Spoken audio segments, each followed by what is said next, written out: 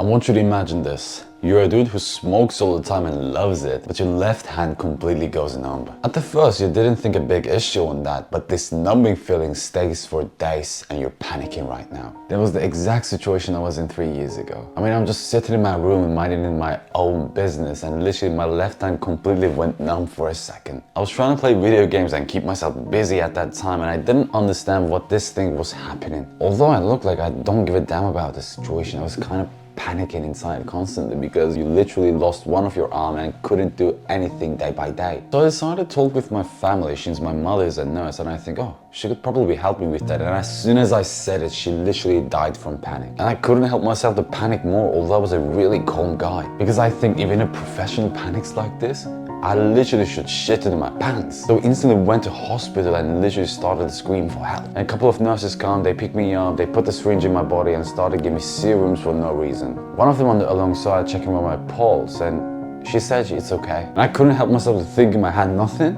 Literally my left hand is numb right now, I couldn't even use it. And you were telling me nothing's going on in my body? And she started to ask something very crucial about my situation. She turned into my family and started to ask, oh, does this guy smoke? And they all nodded their heads and said yes. And she said that then the situation is pretty different. Maybe one of your veins are blockaded. And I was like, what? Weren't you the one who said nothing was going on in my body, then said one of your veins is blockaded? But literally she said that was the case for another person. So I literally spent all of my night doing checkups about my arm, about my lungs, about my liver so I could be sure about it. And I was still there, couldn't even use my left hand at that moment. Luckily this feeling passed in just 2 days, but I spent with so many panic at this moment. Is it really normal that your left hand suddenly goes normal? I mean, no. And I even couldn't help myself to make assumptions that I smoke it so much. This happened because of it. So I decided to quit from this thing once and for all. Hopefully my left hand never goes numb again. And that's how I quit smoking once and for all and never looked back afterwards. But don't you see what they did to me?